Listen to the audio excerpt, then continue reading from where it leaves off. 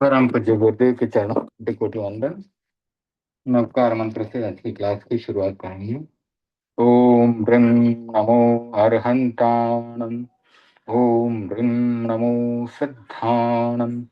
ओम ह्रीं नमो आयर्याणम। ओम ह्रीं नमो वच्छायाणम। ओम ह्रीं नमो लोये सव्वसाहुणम। ओम ह्रीं नमो अरहंताणम। ओम ह्रीं नमो सिद्धाणम। ओम ह्रीं नमो आयर्याणम।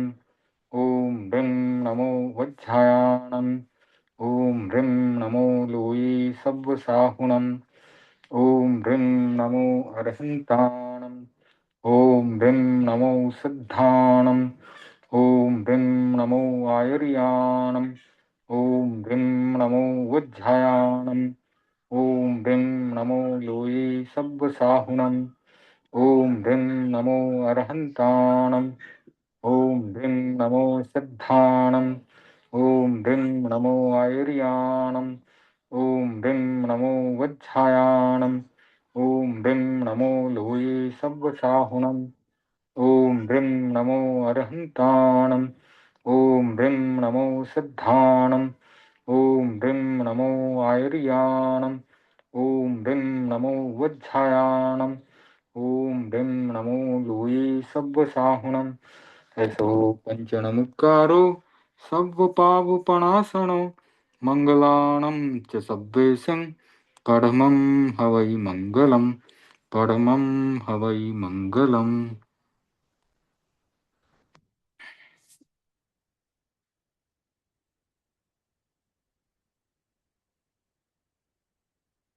आज की क्लास की शुरुआत शब्द सिद्धि से कर रहे हैं।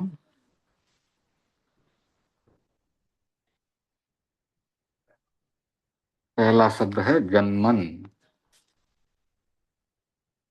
तो जन्मन का एक एक वर्ण अलग अलग करके यहाँ पर लिखा है खोल करके।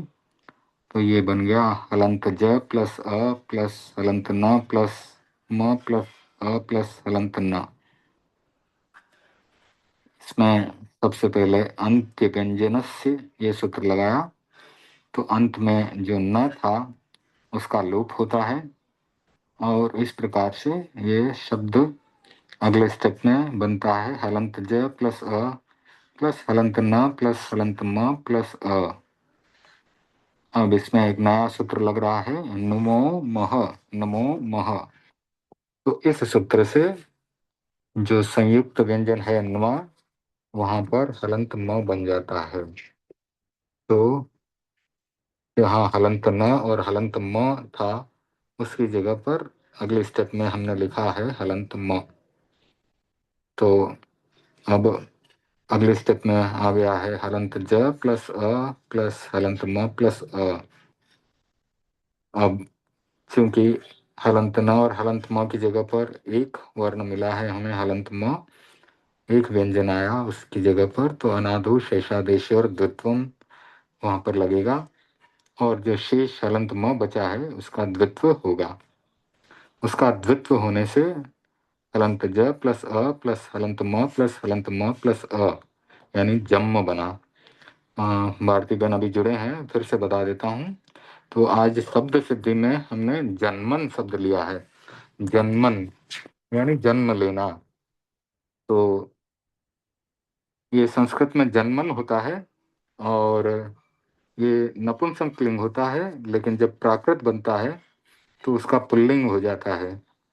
तो जन्मन का एक एक वर्ण अलग अलग करके लिखा है हलंत ज प्लस अ प्लस हलंत न प्लस हलंत म प्लस अ प्लस हलंत न। तो सबसे पहले तो अंत्य व्यंजन से ये सूत्र लगा करके अंत में जो हलंत न था ये वाला न उसका लोप कर दिया और फिर अगले स्टेप में नमो मह एक नया सूत्र आया नमो मह। तो नमो मह ये हलंत न और हलंत म इस संयुक्त व्यंजन का हलंत म बना देता है। तो न और म जहाँ है वहां पर म आएगा।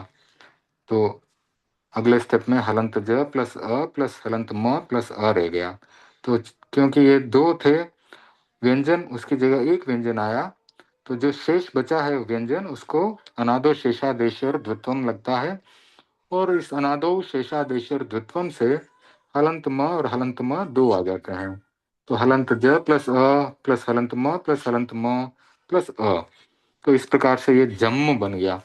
अब जम्म बन गया तो इसको प्रथमा विभक्ति एक वचन में इसके साथ में सी प्रत्यय लगता है। और जैसा कि मैंने पहले बताया, ये स्नम दाम शिरो नभ, इस सूत्र से ये पुल्लिंग बना दिया जाता है। तो जन्म जो था, जन्म लेना, वह शब्द पुल्लिंग बन गया इस सूत्र से, स्नम दाम शिरो नभ। तो ये सूत्र ये बताता है कि दामन, शिरस और नभस, इन तीन शब्दों को छोड़ करके जिसके अंत में हलंत स और हलंत न है, ऐसे नपुंसक नपुंसक शब्द का पुल्लिंग बन जाता है। तो ये जन्मन शब्द का भी पुल्लिंग बना। तो पुल्लिंग बनने पर प्रथमा विभक्ति के लिए जन्म प्लस सी, उसके साथ सी प्रत्यय जुड़ा, सी प्रत्यय जुड़ा और अतः शेरडो सूत्र से सी का डो बन गया। अब जन्म प्लस डो जब जुड़ता है, डो प्रत्यय, तो उसमें डो डो का ड चला जाता है, तो डो का सिर्फ ओ बचेगा, और फिर डित्यंत के स्वरादेह सूत्र लगेगा। वो जम्म के अंत वाला अ जो है उसको हटा देता है। यहाँ जम्म में अंत में अ था, वो चला जाता है। ये अंतिम अ चला जाता है तो सिर्फ हलंत ज प्लस अ प्लस हलंत म प्लस हलंत म, वो यहाँ रह गया, और डो का ओ रह गया। इन सबको जब जोड़ा गया स्वरहीनम परेण संयोज्यम सूत्र से या जिन्नम परेण संयोज्यम सूत्र से उनको जोड़ा गया, तो ये जम्मो बन गया। तो जन्मन से प्राकृत में शब्द बना जम्मो। अब प्रतिमा शब्द है, एक प्रतिमा यानी मूर्ति, स्टेच्यू। तो प्रतिमा का प्राकृत में शब्द बनता है पड़िमा। अपने साधना जो करते हैं श्रावक या साधु, तो जब विशेष साधना करते हैं तो उनको प्रतिमाधारी साधु कहते हैं या प्रतिमाधारी श्रावक कहलाते हैं। जो आनंद श्रावक था हमारा भगवान महावीर के समय में, बहुत ही बड़ा श्रावक कह सकते हैं, प्रसिद्ध श्रावक कह सकते हैं। वो 12 व्रतधारी श्रावक था, और उसने 12 व्रत भगवान महावीर से ग्रहण किए। उसकी पत्नी ने भी 12 व्रत ग्रहण किए भगवान महावीर से। 12 व्रतों की साधना करने के बाद वह प्रतिमाधारी श्रावक बना। तो प्रतिमा को पड़िमा कहते हैं। तो श्रावक की जो है प्रतिमाएं होती है, उसमें अंतिम प्रतिमा में साधु के समान उसका आचरण हो जाता है। वो भिक्षा लेकर के खाना खाता है, घरों में जाता है, भिक्षा लेता है, लेकिन भिक्षा लेने के समय वो कहता है मैं प्रतिमाधारी साधु हूँ, पड़िमाधारी साधु हूँ। वो ये नहीं कहता, सॉरी, प्रतिमाधारी श्रावक हूँ ऐसा कहता है, पड़िमाधारी श्रावक हूँ ऐसा कहता है। वो साफ बात करता है, सच्ची बात करता है कि मैं साधु नहीं हूँ, मैं प्रतिमाधारी श्रावक हूँ। तो ये प्रतिमा का पड़िमा कैसे बनता है वो देखते हैं। तो प्रतिमा का एक एक शब्द अलग किया, हलंत प प्लस हलंत र प्लस अ प्लस हलंत त प्लस ई प्लस हलंत म प्लस आ। अब यहाँ पर एक नया सूत्र है, प्रत्यादो डह। तो ये प्रत्यादो डह सूत्र कहता है कि प्रति आदि उपसर्गों में स्थित त को ड हो जाता है। तो ये हमने इधर लिखा, हलंत प प्लस र प्लस अ प्लस हलंत त प्लस ई प्लस हलंत म प्लस आ। तो इसमें जो हलंत त था उसकी जगह पर ड आ गया अगले स्टेप में। तो हलंत प प्लस र प्लस अ प्लस हलंत ड प्लस ई प्लस हलंत म प्लस आ। अब इसमें प्र के अंदर जो र छुपा हुआ है वो, सॉरी, प्र के अंदर प और र संयुक्त है, उसमें से र का लोप कर रहे हैं सर्वत्र लब राम वंद्रे सूत्र से। तो उसका र का लोप होने पर हलंत प प्लस अ प्लस हलंत ड प्लस ई प्लस हलंत म प्लस आ। अब इन सबको जोड़ दिया अझिन्नम परण संयोजन सूत्र से, तो पड़ीमा, पड़ीमा बन गया। प्रतिमा से पड़ीमा बन जाता है। तो संस्कृत में जो प्रतिमा शब्द है उसका प्राकृत में पड़ीमा बन गया। अब प्रभृति, प्रभृति, तो प्रभृति का पहुड़ी बनता है। तो इसका अर्थ है प्रारंभ करना। प्रभृति यानी प्रारंभ कर, पहुड़ी इसका प्राकृत में बनता है। तो ये कैसे बना, इसके लिए भी हम प्रत्यादो डो डह लगाते हैं, लेकिन कैसे लगाया है ये इसमें आपको पता चलेगा। तो सबसे पहले प्रभृति का ये एक एक वर्ण अलग किया हुआ है। हलंत प प्लस हलंत र प्लस अ प्लस हलंत भ प्लस री प्लस हलंत त प्लस ई। तो यहाँ अ जो मैं भूल गया था वो यहाँ लिखा है ऊपर, छोटे में ऊपर लिखा हुआ है, प्र के साथ अ भी है। तो मतलब हलंत प हलंत र के साथ अ भी है।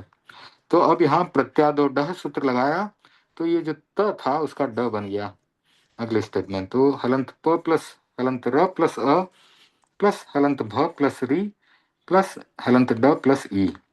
अब यहाँ पर जो है, यहाँ पर ये भ है ना, ये भ महाप्राण है।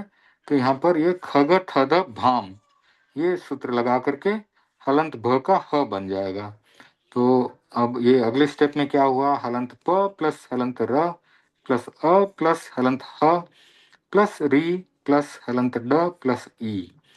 अब यहाँ पर ये जो री है उसके लिए एक सूत्र लगेगा उद्धृतवादो। उद्धृतवादो सूत्र लगने पर री का ऊ बन जाता है। तो हलंत प प्लस हलंत र प्लस अ प्लस हलंत ह प्लस उ प्लस हलंत ड प्लस ई, ये हलंत है ड। अब यहाँ पर हलंत प और हलंत र जो संयुक्त थे उसमें सर्वत्र लगा राम वंद्रे से र का लोप किया गया। तो ये बन गया हलंत प प्लस अ प्लस हलंत ह प्लस उ प्लस हलंत ड प्लस ई। अब इनको सबको जोड़ा गया, ये है प, ये है हु, ये है डी, तो ये बन गया पहुडी। तो प्रभृति का बन गया शब्द पहुडी। अब एक और शब्द लिया है आज के लिए, वो है मनमथः। तो मनमथः कामदेव के लिए प्रयोग में आता है। मनमथ का अर्थ है कामदेव। तो संस्कृत में है मनमथः। अब इस मनमथः को हमने खोला, यहाँ पर पूरा एक एक वर्ण अलग अलग कर दिया, इसका वम्महो बनेगा प्राकृत में। तो ये बना हलंत म प्लस अ प्लस हलंत न प्लस हलंत म प्लस अ प्लस हलंत थ प्लस अ और विसर्ग। अब इसके ऊपर सूत्र लगाया गया नमो मह। नमो मह जो हमने यहाँ पर भी लगाया था ऊपर, ये शब्द के लिए जन्मन के लिए भी लगाया था, वहां पर भी जन्मन में न था और यहाँ पर मनमथा में भी बीच में न है। तो न और म संयुक्त है, उनके लिए नमो मह। तो इस हलंत न और हलंत म का शेष म रह जाता है। तो अगले स्टेप में इधर हमने लिखा है हलंत म प्लस अ प्लस हलंत म प्लस अ, ये हलंत न और म इन दोनों की जगह हलंत म आ गया। बाकी सब वैसे के वैसे है, अ प्लस हलंत थ प्लस अ प्लस विसर्ग। अब ये हलंत म जो है दो व्यंजन की जगह एक आया है, तो इसका द्वित्व होगा अनादो शेषादेश और द्वित्वम से। तो इस स्टेप में उसका द्वित्व कर दिया गया, हलंत म प्लस अ प्लस हलंत म प्लस हलंत म प्लस अ प्लस हलंत थ प्लस अ और विसर्ग। अब यहाँ पर एक सूत्र है, नया सूत्र है मनमथे वह। तो ये सूत्र बताता है कि मनमत शब्द में जो ये आदि का शुरुआत का म है उसका व होता है। तो यहाँ पर ये जो आदि का हलंत म था उसकी जगह हमने हलंत व लिख दिया है। तो ये स्टेप में हलंत व प्लस अ प्लस हलंत म प्लस हलंत म प्लस अ प्लस हलंत थ प्लस अ और विसर्ग। अब यहाँ पर खग थद भाम सूत्र लगा इस थ के लिए, तो इस थ का ह बनेगा, हलंत थ का हलंत ह बन जाएगा। तो इस स्टेप में हो गया हलंत व प्लस अ प्लस हलंत म प्लस हलंत म प्लस अ प्लस हलंत ह प्लस अ और विसर्ग। अब अतः सिरडोह यहाँ पर लगाया जा रहा है, अतः सिरडोह से हलंत व प्लस अ प्लस हलंत म प्लस हलंत म प्लस अ प्लस हलंत ह और ये यहाँ पर अ के साथ जो विसर्ग था उसका ओ बन गया। तो इस प्रकार से इन सबको जोड़ा तो व म हो, वम्म हो, ये शब्द प्राकृत में बन गया। तो मनमथः से क्या बन गया, वम्म हो। अब हम संधि करेंगे।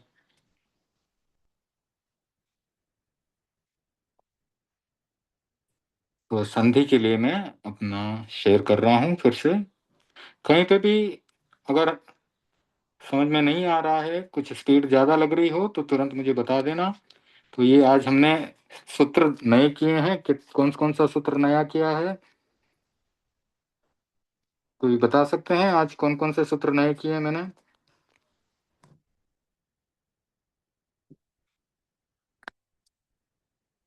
पहला नया सूत्र है नमो मह। मनमोह। हाँ, नमो मह। बोले बोले, आगे बोले। मनमोह। वो हाँ नया किया। हाँ, न और म साथ मनमथ में है। हाँ, थ ये का न हो और गया म। ना। यस, न और म दोनों साथ हैं। तो इसमें न जो है वो हलंत है। नमो मह। नमो मह। न जो है अपनी साधारण भाषा में बोले तो आधा है, और विद्वानों की भाषा में बोले तो न हलंत है। तो न के साथ म जुड़ा हुआ है, नमो मह। यानी जब न और म जुड़ा हुआ होता है तो उसमें न और म की जगह पर सिर्फ म बच जाता है, यानी न का लोप हो जाता है। तो ये एक सूत्र किया। फिर दूसरा सूत्र यहाँ पर है प्रत्यादो डह। ये 62 नंबर का सूत्र, प्रत्यादो डह। ये सूत्र क्या कहता है कि प्रति आदि उपसर्गों में जो त है उसकी जगह पर ड हो जाता है। ठीक है, प्रत्यादो डह। पहला सूत्र है नमो मह। नमो मह प्रत्यादो डह। और फिर तीसरा आया मनमथे वह। तो मनमथे वह में ये सूत्र बताता है कि मनमथ शब्द में जो आदि में म है उसका व बन गया। ठीक है, तो आज का ये शब्द सिद्धि का पूरा हुआ। अब हम लेते हैं संधि। संधि में विसर्ग की संधि। अब इसमें विसर्ग की संधि कैसे होती है वो बताया जा रहा है। ठीक है ना। तो पहले हमने स्वर संधि पढ़ी थी। स्वर संधि का आसान सा उदाहरण है हिम प्लस आलय। हिम प्लस आलय हिमालय। ठीक है ना। हिम यानी बर्फ, आलय यानी घर। जो बर्फ का घर है उसका नाम हमने दिया, उस पर्वत का नाम दिया गया हिमालय। फिर स्वर संधि के बाद हमने व्यंजन संधि की। उसका सबसे आसान उदाहरण है जगदीश या दिग्गज। तो जगदीश में क्या था, जगत प्लस ईश। तो जब दो शब्द नजदीक आने से, दो स्वर या व्यंजन नजदीक आने से उनमें कुछ चेंज होता है, उसे संधि कहा गया। तो जगत प्लस ईशः में जो जगत का अंतिम हलंत त था वो उसके आगे के स्वर ई से जुड़ा, तो हलंत त में द बन गया। हलंत द बन जाने से उसका जगदीशः बन गया। दिग्गजह में दिक प्लस गजह था, तो दिक का हलंत क आगे वाले घ से जुड़ा। उन दोनों में केमिस्ट्री होती तो कहते केमिकल रिएक्शन हो गई, लेकिन यहाँ पर जो व्यंजन है पास पास उनके बीच में संधि होकर के उनका रूप परिवर्तन हो गया, दिग्गजह बन गया। अब हम पढ़ रहे हैं कि विसर्ग किसी के नजदीक में आता है तो उसमें क्या चेंज होता है। ठीक है ना। तो एक सूत्र है श्रोर विसर्ग। श्रोर विसर्ग सूत्र ये कहता है कि अब ये जिन जो है ना, राम जैसे शब्द है या जिन जैसे शब्द है, तो उसका प्रथमा विभक्ति हम बनाते हैं ना, तो उसके पीछे एक प्रत्यय जोड़ा जाता है जिसे कहते हैं सी प्रत्यय। उस सी प्रत्यय में जो ई जो है वो उच्चारण के लिए है, वो ई चले जाता है, सिर्फ हलंत स बच जाता है।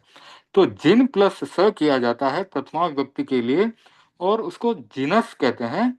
और ये जिनस जो मैंने यहाँ लिखा है, अब उसमें ये स जो है हलंत स, वो इस सूत्र से विसर्ग बन जाता है, श्रोर विसर्ग। तो प्रथमा विभक्ति एक वचन में जिन शब्द का चिन्ह बन जाता है। ठीक है, श्रोर विसर्ग इस सूत्र से। जैसे हमने प्राकृत में अतः शेरडो लगाया था प्रथमा विभक्ति बनाने के लिए, तो संस्कृत में प्रथमा विभक्ति बनने के लिए जिन प्लस सी लगता है। प्राकृत में भी वहां पर भी जिन प्लस सी लगता है, लेकिन सी का अतः शेरडो से डो बन जाता है, तो वहां जिन प्लस डो होकर के जिनो बनता है। संस्कृत में जिन प्लस सी का जिनस होकर के जिनह बनता है। ठीक है, हरिस का हरिय बनता है, साधुस का साधु बनता है। और उसी प्रकार से अगर अंत में र आता है हलंत, प्रातर उसका प्रातः बन जाता है, अंतर उसका अंतः बन जाता है। ठीक है, तो ये एक सूत्र है श्रोर विसर्ग। तो ये आगे काम में आएगा, बाद में इसकी चर्चा और करेंगे। अब जो विसर्ग है उसके इस प्रकार से परिवर्तन हो सकते हैं। विसर्ग का हलंत स बन जाना, विसर्ग का उ बन जाना, विसर्ग का कभी कभी लोप हो जाना, विसर्ग का कभी कभी विकल्प से य बन जाना या फिर लोप हो जाना, या विसर्ग का हलंत र बन जाना। ठीक है, तो हलंत स और हलंत र का यहाँ पर विसर्ग बना है, और संधि होते टाइम उसका उल्टा भी हो जाता है, विसर्ग का हलंत स बन जाता है, विसर्ग का हलंत र भी बन जाता है।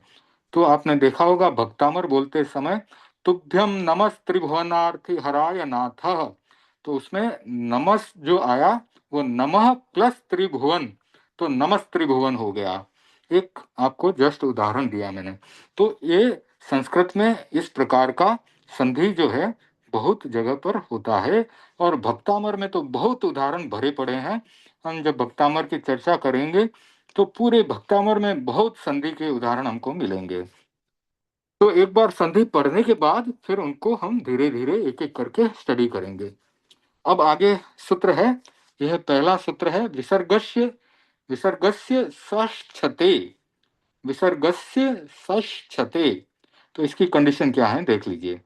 तो स्वर होना चाहिए, उसके बाद में विसर्ग होना चाहिए, और उसके बाद में छत, छत प्रत्याहार। ये पिछली बार भी क्लास में अपने सामने आया था उदाहरण में।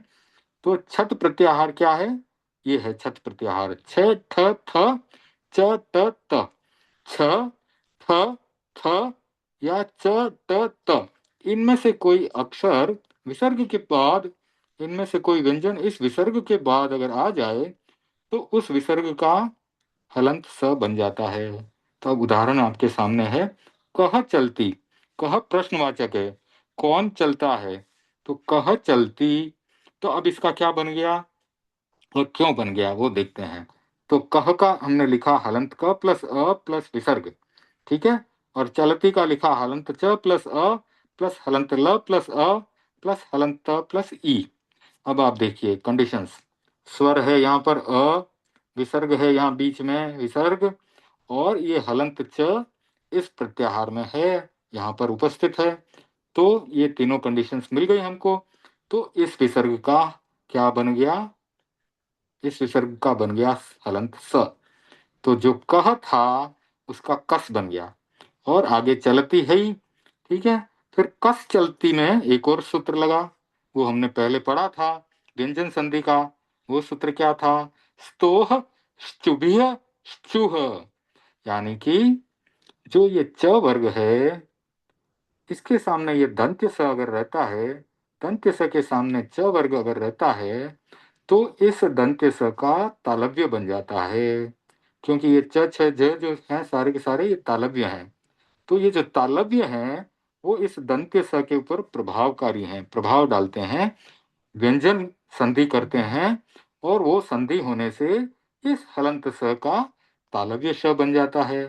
तो कश चलती की जगह ये तालव्य बन गया, तो कश चलती हो गया, कश चलती की जगह पर कश चलती बन गया। ठीक है, क्लियर है ये? दो सूत्र लगे हैं, एक विसर्गस्य सष्ठते, और बाद में लगा स्तोश्चुभिश्चुः। तो पहले तो विसर्ग का हलंत स बना, और फिर उस हलंत स का तालव्य श बना, तो ये कश चलती हो गया। फिर है रामः टिकते, तो राम टिका करता है, रामः टिकते। तो इसमें हमने पहले इसको अलग किया, तो क्या आया, हलंत र प्लस आ प्लस हलंत म प्लस अ प्लस विसर्ग। फिर इस टिकते को खोला तो हलंत ट प्लस ई प्लस हलंत क प्लस अ प्लस हलंत त प्लस ए। तो अब यहाँ पर हम सारी कंडीशंस देखते हैं। तो ये अ है, अ स्वर है, ठीक है, स्वर यहाँ पर आ गया, विसर्ग यहाँ बीच में आ गया, और आगे इसमें से ट है, क्या इधर है ट, तो इस प्रत्याहार में से ट है। तो ये सारी कंडीशंस हमारी मिल गई संधि की। तो इस विसर्ग का क्या हो गया, हलंत स बन गया। ठीक है, तो इस विसर्ग का हलंत स बनने से ये रामः जो था वो राम, और प्लस हलंत स, और प्लस ये सामने टिकते हैं।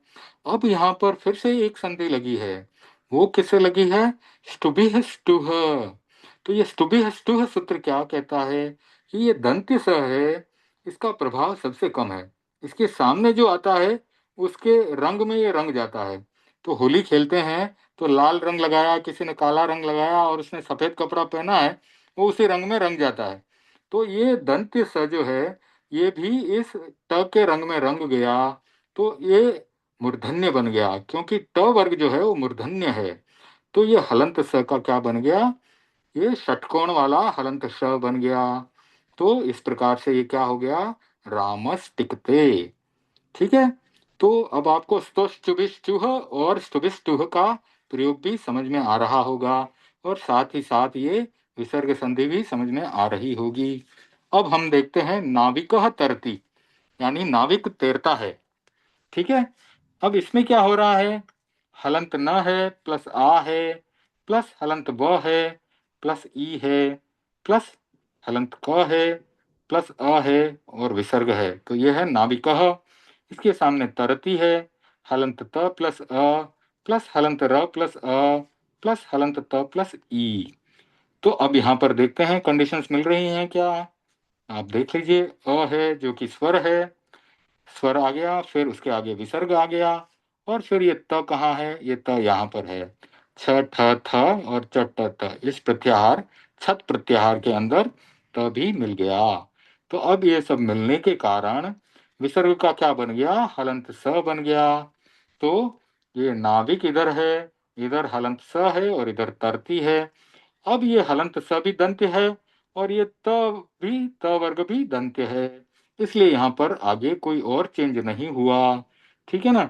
तो कंडीशन समझते जाएं, क्यों चेंज होता है और कब चेंज होता है, कब संधि होती है। ठीक है। तो नाविकस तरती बन गया। अगर यहाँ पर अगर ट वर्ग होता तो चेंज होता, और अगर च वर्ग होता तो भी चेंज होता। ठीक है। अगर यहाँ पर चरती होता, चरती यानी चरना, चरती अगर होता तो वो फिर तालव्य श बन जाता, नाविकश चरती। और यहाँ पर अगर टिकते होता तो उसमें मूर्धन्य स बन जाता, ट। तो ये जो दंत्य स है उसके ऊपर तालव्य श और ये ट वर्ग का मूर्धन्य स, इनका प्रभाव पड़ता है, उसके कारण और एक एक्स्ट्रा संधि हो जाती। ठीक है। तो ये आज एक संधि हमने एक सूत्र पढ़ा। अब इसके आगे दूसरा सूत्र है, वो ये है, ये वा शसे, ये क्या करता है, ये कहता है कि विकल्प से अगर सामने, वहां पर तो क्या था, छत प्रत्याहार था, यहाँ पर अगर श, तालव्य श, दंत्य श और सॉरी, तालव्य श, मूर्धन्य श और दंत्य स अगर ये विसर्ग के बाद हैं, तो भी विकल्प से ये हलंत स बन जाएगा विसर्ग का। यानी दोनों ऑप्शंस आपके पास हैं, आप चाहें तो संधि करें और नहीं चाहें तो ऐसे का ऐसा लिख दें। अब जैसे ये है कवि हश्यते, यानी कवि सोता है, तो इसको ऐसे का ऐसा भी लिख सकते हैं, और चाहे आप अगर तो इसमें संधि भी कर सकते हैं। तो यहाँ पर हमने कवि को पूरा खोला, तो हलंत क प्लस अ प्लस हलंत व प्लस ई और प्लस विसर्ग, और उसके बाद शेते है, हलंत श तालव्य श है प्लस ए प्लस हलंत त प्लस ए। तो अब यहाँ पर कंडीशंस देखिए मीट हो रही है क्या, स्वर है, ई स्वर है, यस करेक्ट, विसर्ग, यस विसर्ग है, और ये तालव्य श इसमें से है। तो यहाँ पर आपको ऑप्शन है, आप चाहो तो कभी है शेते लिख दो, या आप चाहो तो संधि करके लिख दो। तो अगर संधि करेंगे तो ये विसर्ग का हलंत दंत्य स आ जाएगा इधर। अब दंत्य स आया लेकिन इसके सामने तालव्य श है, तो तालव्य श है तो वो वापस से संधि करेगा, क्योंकि तालव्य श का दंत्य स के ऊपर प्रभाव पड़ता है, दोनों नजदीक होने पर उनमें चेंज होता है, संधि होती है। ठीक है। तो यहाँ पर स्तोष चुभी चुह ये सूत्र लगा, और ये दंत्य स जो था उसका हलंत दंत्य स का हलंत तालव्य श बन गया। तो इस प्रकार से इनको फिर जोड़ा गया, तो कभी शेते आ गया। तो ये है विसर्ग संधि, और इसमें ऑप्शनल है, विकल्प है। फिर आगे एक शब्द है कह षष्ठः, षष्ठ यानी छह। तो ये पूछ रहा है कौन सा छह, कह षष्ठः कौन सा छह। तो इसकी संधि करी तो इसमें कह का आया हलंत क प्लस अ और प्लस विसर्ग है।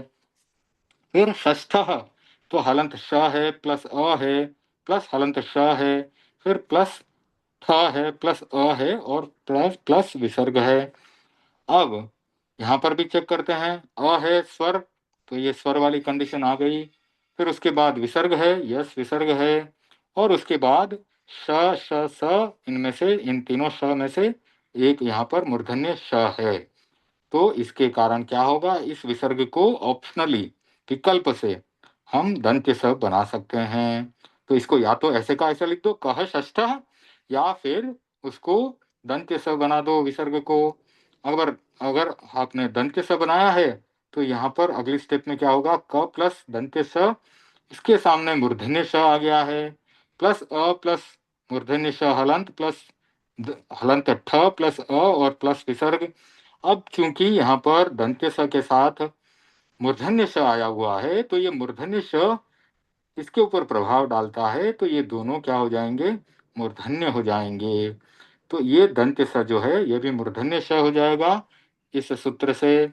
स्तुभिः ष्ठुः, स्तुभिः ष्ठुः सूत्र लगाया और इस दंत्य स को मूर्धन्य श बना दिया। तो ये क्या बन गया, इन सबको जोड़ेंगे तो क षष्ठ बन गया। ठीक है, ये जो हलंत था मूर्धन्य श वो यहाँ जुड़ गया आगे वाले मूर्धन्य श के साथ, तो क षष्ठ। तो इस पर थोड़ा जोर लगेगा क्योंकि दो हैं ये, क षष्ठ। इस प्रकार से यह संधि होती है। तो आज हमने दो सूत्र किए हैं और देखता हूं अगर एक सूत्र और हो सकता है तो कर लेते हैं।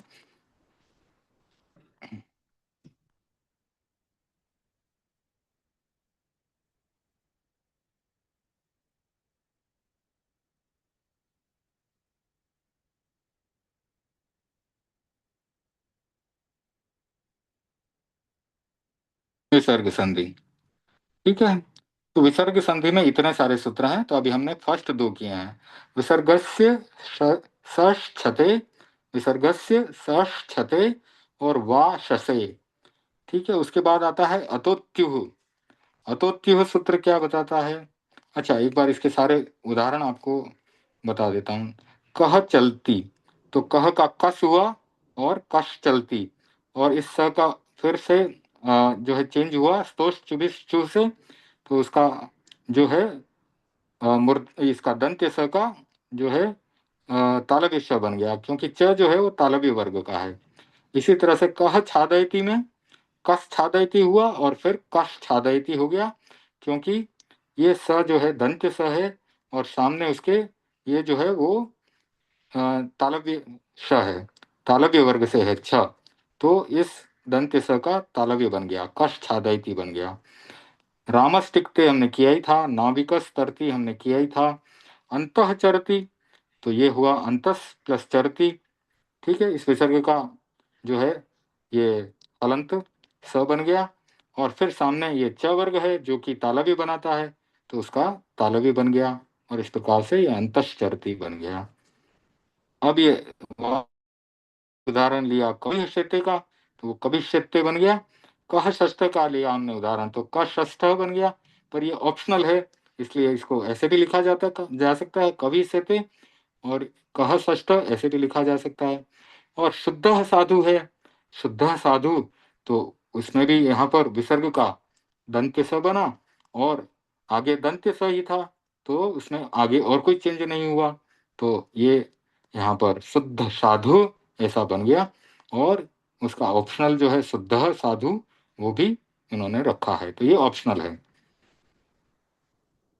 अतोतिहु का अब अगले क्लास में करते हैं। आज हम कुछ प्राकृत का एक लेसन कर लेते हैं। तो हमने 6 लेसन किए हुए थे, अब आज प्राकृत का, और वो कहानियां भी मैंने भेजी हुई है, उनको स्टडी करें और फिर उनको मैं पूरा विस्तार से अर्थ समझाऊंगा। तो कहानियां भी आप पढ़ सकते हैं, जितना समझ में आए कोई बात नहीं है, धीरे धीरे आएगा समझ में। ये हमने 6 चैप्टर तक कर दिए थे। गुण गरिमा हो गया था, दिनचर्या हो गया था, दिनचर्या का ये भी हो गया था शायद। रिवाइज करना है तो कर लेते हैं। तृतीय विभक्ति है, इदम कज्जम छत्तेन होई, यह कार्य छात्र के द्वारा होता है। सोहनो जलेन मुहम प्रक्षालयी, सोहन जल से मुंह प्रक्षालन करता है या धोता है। सो दंडेन मारई, तो किसके द्वारा मारता है, इस अर्थ में तृतीया विभक्ति लगती है। तो दंडेन यानी दंड से मारता है। सो वह, तो सो तो प्रथमा विभक्ति का ही प्रयोग है, लेकिन दंडेन जहां है वहां तृतीया विभक्ति का प्रयोग है। सा कंदुएण खेलई, कंदुएण गेंद, कंदुक बोलते हैं संस्कृत में, तो कंदुकेन होता है संस्कृत में, और प्राकृत में होता है कंदुएण। तो सा कंदुएण खेलई, तो वह, ये सा जो है स्त्रीलिंग का प्रयोग है, यानी वह गेंद से खेलती है। तो पिया पुत्रेण सह गच्छई, पिता पुत्र के साथ जाता है। तो पुत्रेण में तृतीया विभक्ति लगी है। क्यों लगी, क्योंकि सह अर्थ में तृतीया विभक्ति लगती है। किसके साथ जा रहा है, पिता पुत्र के साथ जा रहा है। तो पुत्रेण सह, दुज्जनेन शिशेण किम पयोणम, तो दुज्जन दुर्जन शिष्य से क्या प्रयोजन। तो प्रयोजन अर्थ में भी तृतीया विभक्ति लगती है। दुर्जनेन शिष्यण, तो दुर्जन जो है उस शिष्य का विशेषण है। तो जब किसी संज्ञा या सर्वनाम का विशेषण प्रयोग में लाया जाता है, तो उस संज्ञा और सर्वनाम के साथ साथ विशेषण में भी तृतीया विभक्ति लग जाती है। तो इस संज्ञा या सर्वनाम में शिशेण में तृतीया लगी, तो दुज्जनेन में भी तृतीया विभक्ति लग गई। दुज्जनेन शिशेण किम पयो अणम, तुर्जनेन शिष्येन किम प्रयोजनम। संस्कृत अगर करेंगे, तुर्जनेन शिष्येन किम प्रयोजनम, प्राकृत करेंगे तो दुज्जनेन शिष्येन किम पयो अणम, तो प्रयोजन का पयो अणम बन गया है। शिष्य, शिष्य जो था वहां पर प्रयोग में आया था, तो शिष्येन उसकी जगह शिशेन बन गया है। दुर्जनेन उसका दुज्जनेन बन गया है। अब दुर्जन का आप कहेंगे कि दुज्जन प्राकृत में कैसे बनता है, तो सरल है, आप बना सकते हैं, सारे सूत्र आपको दिए हुए हैं। कैसे, न का अण बना नोणह से, दुर्जन में जो र था, सर्वत्र लव राम वंद्रे से उस र का लोप कर दिया। पीछे जो ज बचा था उसका द्वित्व किया आपने, अनादो शेषादेशोर द्वित्वम से, तो बन गया दुर्जन से दुज्जन। तो दुर्जनेन से दुज्जनेन हो गया। दुज्जनेन शीशेण किम पयो अणम, प्रयोजन था उसका क्या बन गया, पयो अणम। ये कैसे बना, आप पूछेंगे, तो आपको पता है न का अणा बनता है नो अणा से, तो प्रयोजन जो था तो न का तो न बना दिया। अब प्रयोजन, प्र था, प और र संयुक्त था, तो उस र का तो लोप कर दिया आपने। किससे किया, सर्वत्र लव राम मंदिर से, तो वहां तो प बच गया। अब प्रयोजन, अब ज जो था उसका किससे लोप कर दिया, कगच तद पैवाम प्रायोलुक से, तो ज की जगह क्या रह गया, अ रह गया, तो प्रयोजन का हो गया पयो अण। ठीक है, तो प्रयोजनम उसकी जगह आ गया पयो अणम, म का अनुस्वार बन गया मोनुस्वार से। ठीक है, तो इस प्रकार से अभी तक जितने हमने सूत्र पढ़े हैं उनसे बहुत सारे शब्दों को हम संस्कृत से प्राकृत बना सकते हैं, और ये इस प्रकार से संस्कृत और प्राकृत का हम अध्ययन साथ साथ कर सकते हैं। ठीक है ना, तो जैसे मैंने उदाहरण के लिए ये एक वाक्य लिया, अब ये वाक्य ले लीजिए, सो दंडेण मारई या सा कंदुएण खेलई, तो सा कंदुएण खेलई, तो वहां पर क्या होगा, कंदुकेन खेलती, तो सा कंदुकेन खेलती। अब कंदुकेन का आप प्राकृत में बनाओगे तो न का न हो जाएगा नोना से, क का लोप हो जाएगा कंदुकेन में, के वहां पर क का लोप होने से सिर्फ ए बच जाएगा, तो इस प्रकार से कंदुकेन का कंदुएण बन जाएगा। खेलती है तो त का लोप हो जाता है पीछे, तो ई रह जाती है, खेल ही हो जाता है। ठीक है, तो इस प्रकार से हम संस्कृत प्राकृत साथ साथ कर सकते हैं।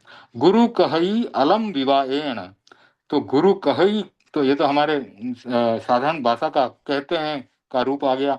तो गुरु कहते हैं अलम विवाहेण, यानी झगड़ा मत करो। अलम शब्द का प्रयोग जहां पर होता है वहां पर भी ये तृतीया विभक्ति लग जाती है।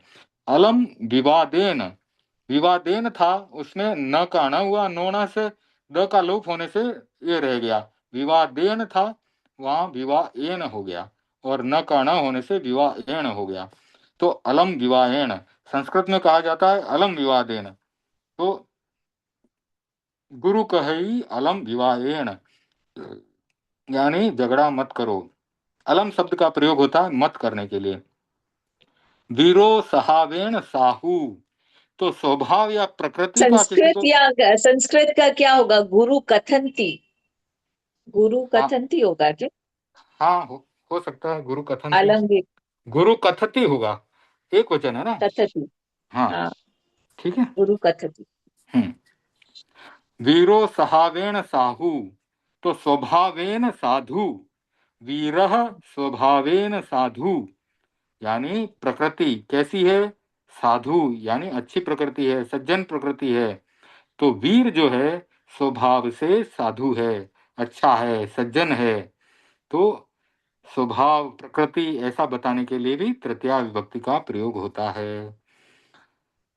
तो स्वभावेन, सप्तमी भी होता है सर, सप्तमी भी होता है, सात हाँ बस वो आगे साधु में। आगे आगे आगे पढ़ते जाएंगे, बहुत सारे सूत्र हैं, एक एक करके अपन करते हैं, एक एक।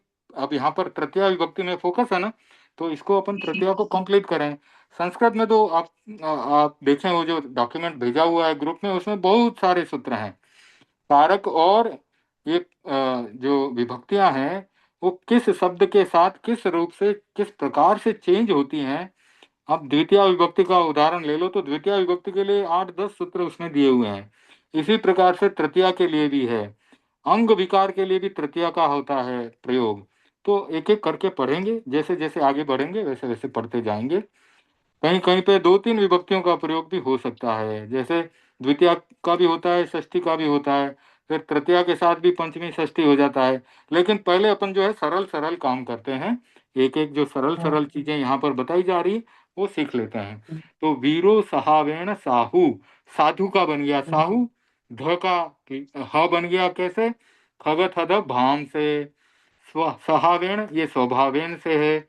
इसको आप जो है ट्राई करना कैसे बना, नहीं तो अगली क्लास में इसको भी बनाएंगे। फलम रसेण महुरम अत्थि, तो फल जो है वो रस से मीठा है, क्योंकि फल में रस है और रस होने के कारण मीठा है वो। तो रसेण महुरम अत्थि, महुरम किससे बना, मधुरम से।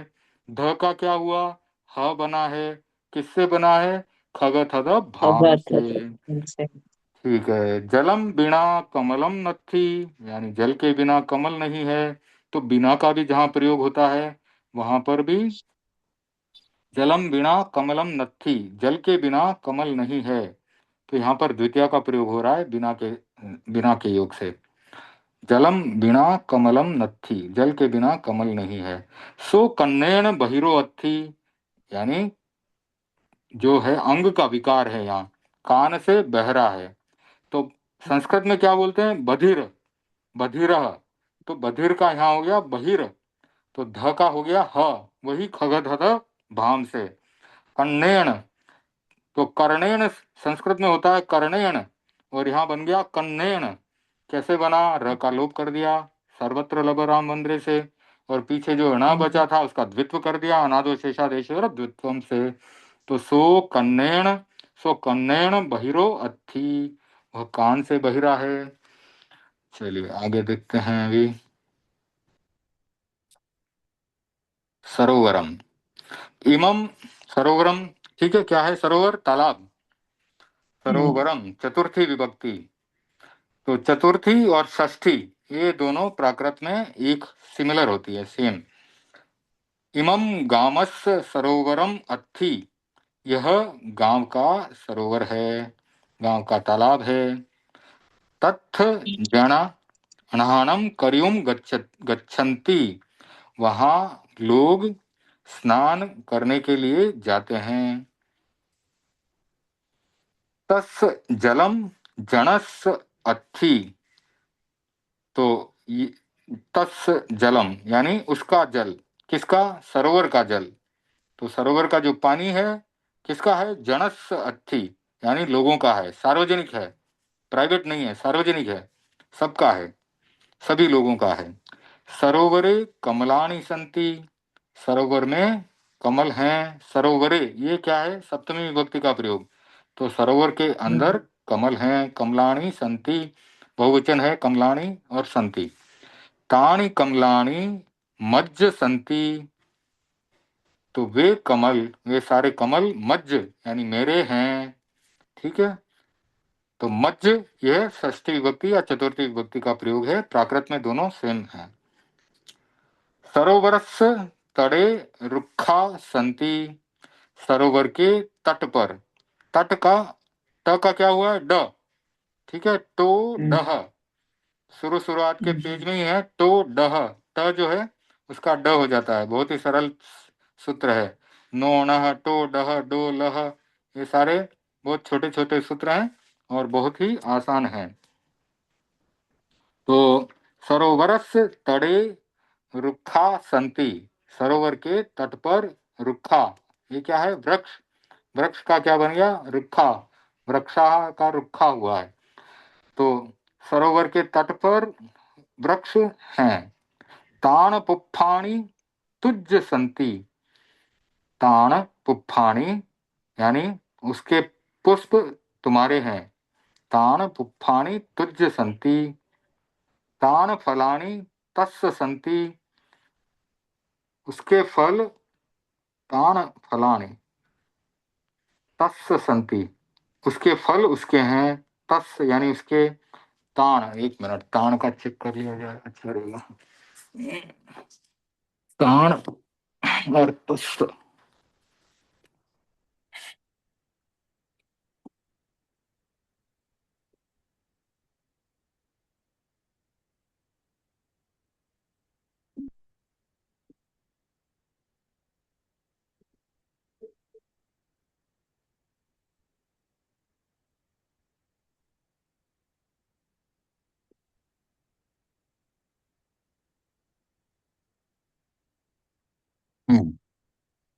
तान,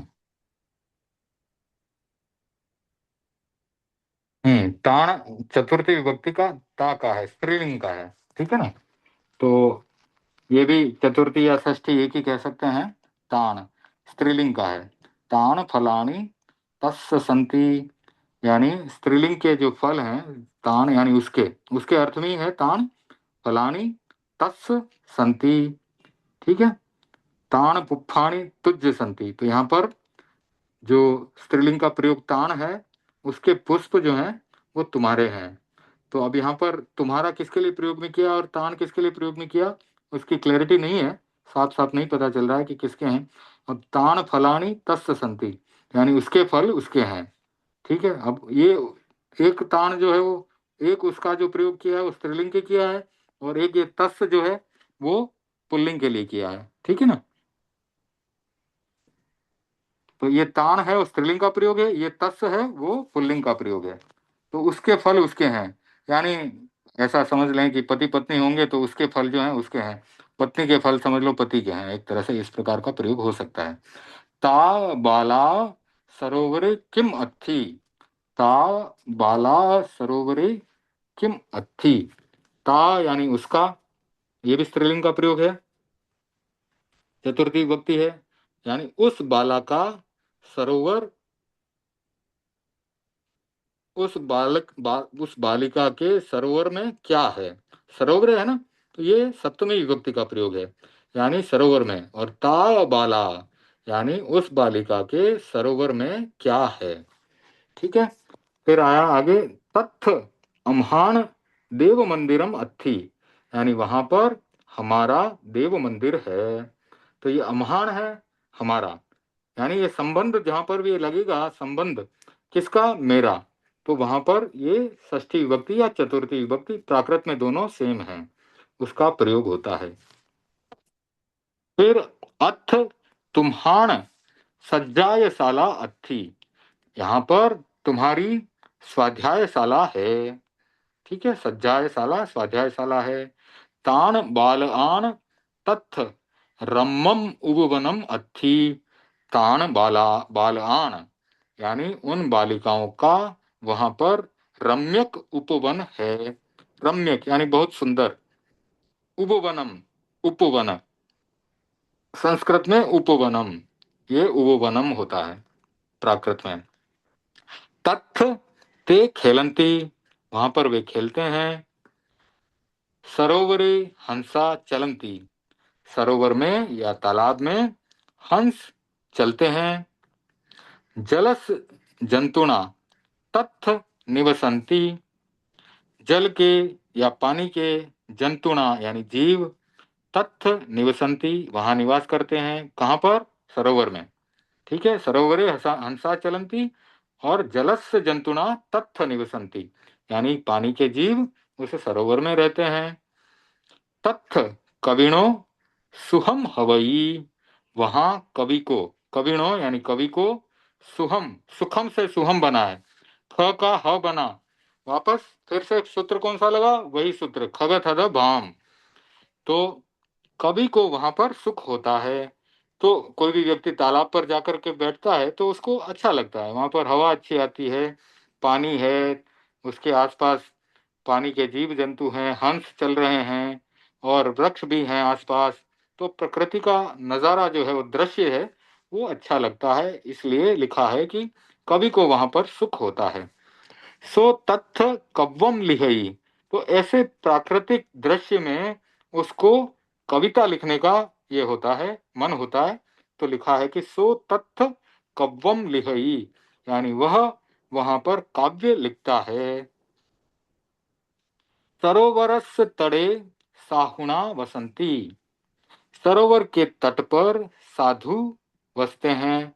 सरोवरस, सरोवरस ये फिर से षष्ठी विभक्ति का प्रयोग हो गया, यानी तालाब के तड़े, ये सप्तमी विभक्ति है। सरोवर के, तालाब के तट पर साहुणा यानी साधु, वसंती यानी बसते हैं। ठीक है, साहुणा क्या है? ये साधु के लिए बहुवचन का प्रयोग है। साहुणा बहुवचन, और फिर वसंती यानी वहां पर वास करते हैं। फिर निवो, यानी जो नृप है उसका निवो बना है। नृप, नृपह का निवो बन गया। कैसे बना? प जो था उसका व बना है, सूत्र पो वह। नृ, नृ में जो री था उसका ई बन गया। कौन सा सूत्र जो री को ई बना देता है? इत कृपादो। इत कृपा दो। हाँ, ऊ बनाने वाला सूत्र है उद्धृतवादो, उद्धृतवादो। और अ बनाने वाला सूत्र है ऋतोत, आ, ऋतोत। ऋतु।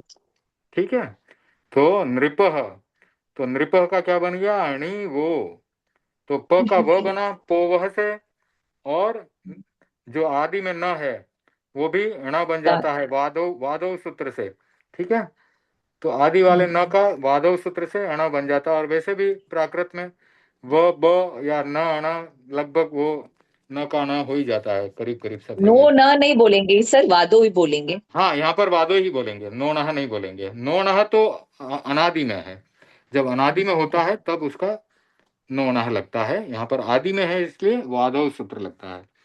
तो अणिवो बन गया इसका। ठीक है, अणिवो साहुणो भुवनम देई, यानी जो नृप जो है वो साधु को भोजन देता है। तत्थ अणारा कवीण वत्थुनि दंती, तत्थ यानी वहां पर, अणारा यानी लोग, मनुष्य, कवीण कवि को, वत्थुनि दंती वस्तुएं देते हैं। ठीक है, कवि बाला फलम देई, कवि जो है बालिका को फल देता है। तत्थ शिशु फलस्य कंदई, यानी वहां पर जो शिशु है वो फल के लिए क्रंदन करता है, रोता है। सरोवरस्य जलम कमलस्य अत्थि, सरोवर का जल कमल के लिए है, यानी सरोवर का जल जो है, तालाब का जल कमलों का है। तस्य वारिम खेतस्य अत्थि, वह पानी, उसका पानी खेत का है, यानी खेत में सिंचाई के लिए पानी जाता है तो तालाब से ही जाता है। खेतस्य धन्नम गरस्य अत्थि, तो खेत का जो धन्य है वो घर का है।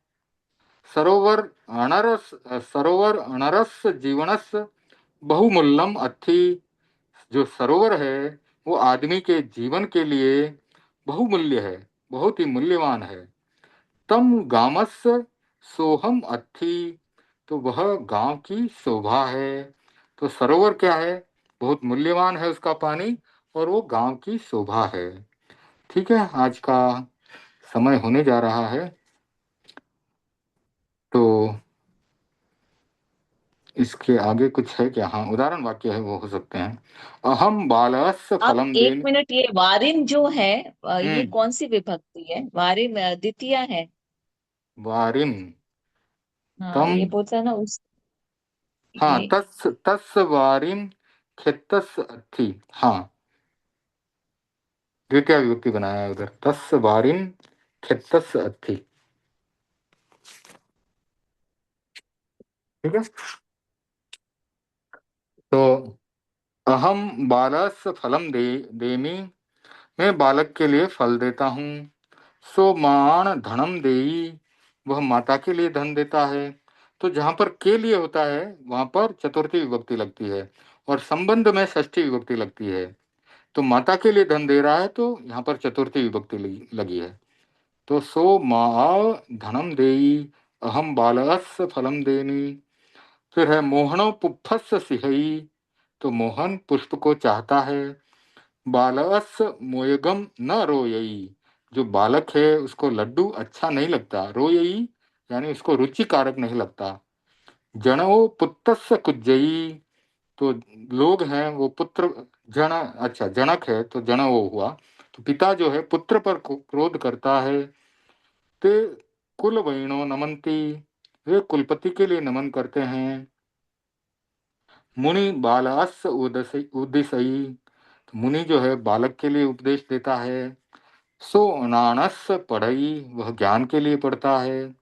तो कर्ता ने कर्म को करण से के द्वारा और संप्रदान के लिए, तो ये संप्रदान कारक है, चतुर्थी विभक्ति है, और के लिए के अर्थ में यहाँ पर चतुर्थी विभक्ति लग रही है। लेकिन प्राकृत में चतुर्थी और षष्ठी के रूप सेम होते हैं, इसलिए ये बालस जो है आपको षष्ठी विभक्ति में भी देखने को मिलेगा। सो नानस पढ़ई, वह ज्ञान के लिए पढ़ता है। भक्ति मुखस अर्थी, भक्ति मोक्ष के लिए होती है, या भक्ति मोक्ष के लिए है। शिशु फलस कंदई, बच्चा जो है फल के लिए रोता है। तो इस प्रकार आज का पाठ जो है हम संपन्न करते हैं। तो आप शेयर करते हैं।